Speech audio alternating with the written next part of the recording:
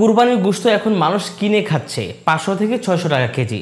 প্রিয় দর্শক, যারা কুরবানি দিয়েছে তারা নাকি এখন বাজারে অন্যের মাধ্যমে কুরবানির গোশত বিক্রি করছে। আসে যারা কুরবানি দেয় তাদের কাছ থেকে কিছুটা আসে। অসহায় দরিদ্রদেরকে না দিয়ে কিছু সংখ্যক মানুষকে অল্প অল্প করে দিয়ে বাকিটা ফ্রিজিং করে অতিরিক্ত যা আছে সেগুলো এখন অন্যের মাধ্যমে বাজারে বিক্রি করে দিচ্ছে।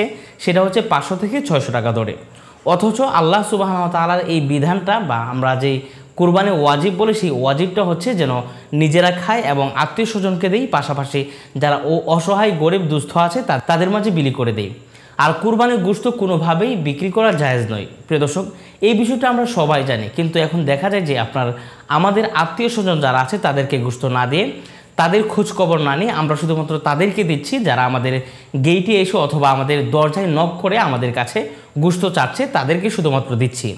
কিন্তু এমন অনেক মানুষ আছে আমাদের পাশে অথবা আমাদের পাশের ফ্ল্যাটে অথবা আমাদের পাশের বাড়িতে যারা অসহায় গরিব, কিন্তু মানুষের কাছেই মুখ লজ্জায় চাইতে পারে না, তাদেরকে দেওয়া হচ্ছে আমাদের সবের কাছে। কিন্তু সেটা এখন না করে এখন করছে মানুষ কোরবানির গোশত না বিক্রি করে দিচ্ছে। অথচ আল্লাহ সুবহানাহু ওয়া তাআলা পবিত্র কুরআনুল কারীমের মধ্যে বলেন, ফাকুলু মিনহা ওয়া আত'ইমুল বাঈসাল ফাকির, তোমরা তা থেকে খাও এবং দুস্থ অভাবগ্রস্তদেরকে আহার করাও। প্রিয় দর্শক, এটা না করে এখন আমরা উল্টোটা করছি। প্রিয় দর্শক, আমাদের মাঝে রিয়া চলে আসার কারণে মানুষকে দেখানোর জন্য আমরা এই কাজগুলো এখন করে থাকি, যে বড় একটা গরু কোরবানি করি, মানুষ যেন আমাদেরকে বাহবা দেয় এবং সেখান থেকে মানুষকে না দিয়ে বাকিটা আমরা ফ্রিজিং করি, অতিরিক্ত যদি থাকে এখন আমরা সেটাকে বিক্রি করে দিচ্ছি। প্রিয় দর্শক, এটা কিন্তু আমি আমার নিজের পক্ষ থেকে বলছি না। আজকে আমি যখন রাস্তা দিয়ে আসছিলাম তখন দেখি সেখানে অনেক মানুষ ভিড় করছে শুধুমাত্র গোশত কেনার জন্যে। এই সমস্ত মানুষেরা কিন্তু কারো কাছে গোশত পায়নি, শুধুমাত্র তাদের সন্তানদেরকে আহার করার জন্য, তাদের সন্তানদের মুখে খাবার তুলে দেওয়ার জন্য তারা সেখানে লাইন ধরেছে গোশত কেনার জন্যে। সেই গোশত কখনো কোথাও পাচ্ছে 250 টাকা কেজি অথবা 300 টাকা কেজি, আবার কোথাও পাচ্ছে যদি ফ্রেশ গোশত হয় সেটা হচ্ছে 500 থেকে 600 টাকা কেজি। যেই গোশতটা হচ্ছে 300 বা 250 টাকা কেজি, সেই গোশত আপনি পছন্দ করবেন না, ময়লাযুক্ত এবং পছন্দ ধরেছে এমন গোশত, তা কেনার জন্য মানুষ কিন্তু ভিড় করছে। প্রিয় দর্শক, ঢাকা শহরে প্রত্যেকটা বাড়িতে প্রায় 10 থেকে 20টা করে গরু কোরবানি করা হচ্ছে, কিন্তু সেখান থেকেও মানুষ বঞ্চিত হচ্ছে।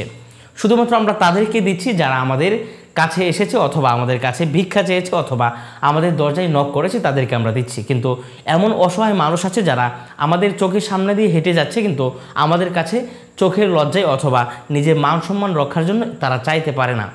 তারা এখন বাধ্য হয়ে আমাদের এই গোশতগুলোকে তারা কেনার জন্য রাস্তাঘাটে ঘুরছে অথবা বাজারে ভিড় করছে। প্রিয় দর্শক, আমরা যাদেরকে গোশত দিচ্ছি, যেমন ফকির যারা আমাদের কাছে হাত পাতে, তারা কিন্তু সেই গোশতগুলো জমা করে বাজারে বিক্রি করছে এবং সেইগুলোই ওই সমস্ত মানুষেরা যারা চক্ষু লজ্জায় অথবা নিজেদের আত্মসম্মান বোধের কারণে আপনার কাছে চাইতে পারছে না। প্রিয় দর্শক, এখন যারা কুরবানি করছেন তাদের জন্য উচিত ছিল যে প্রত্যেকটা পাশের ফ্ল্যাটে অথবা আত্মীয় স্বজন যারা কুরবানি না দিয়েছেন তাদের খবর রাখা এবং তাদের ঘরে ঘরে বা তাদেরকে কল দিয়ে অথবা অন্যের মাধ্যমে তাদের কাছে সেই গোশতটা পৌঁছে দেওয়া। কুরবানি করার মধ্যে এটাও কিন্তু একটা উদ্দেশ্য যে আল্লাহ সুবহানাহু ওয়া তাআলাকে রাজি খুশি করানোর পাশাপাশি আপনি খাবেন গোশত, পাশাপাশি আপনার পাশের ফ্ল্যাটে যারা আছে তারাও তাদেরকেও কিছু দিবেন এবং অসহায় গরিব যারা মিসকিন যারা আছে, ফকির যারা আছে তাদেরকেও আপনি দেবেন, সবাই মিলে খাবেন। তাহলে কেন আপনি সম্পূর্ণ গোশত ফ্রিজিং করবেন অথবা আপনি কেন সেই কুরবানি গোশত বিক্রি করতে যাবেন? আর ফুকাহে কেরাম কিন্তু এটা ফতোয়া দিয়েছেন যে কুরবানি গোশত বিক্রি করা জায়েজ নয়, আর যদি সেটা বিক্রিও করে তাহলে সেই টাকাকে সাদাকা করে দিতে হবে। প্রিয় দর্শক, আসুন আমরা নিজেদেরকে পরিবর্তন করি এবং আমরা আমাদের অসহায় যে ভাই আছে তাদের পাশে দাঁড়াই, তাদেরকেও আমরা কিছু দান করি। সকলে ভালো থাকবেন, সুস্থ থাকবেন। আসসালামু আলাইকুম।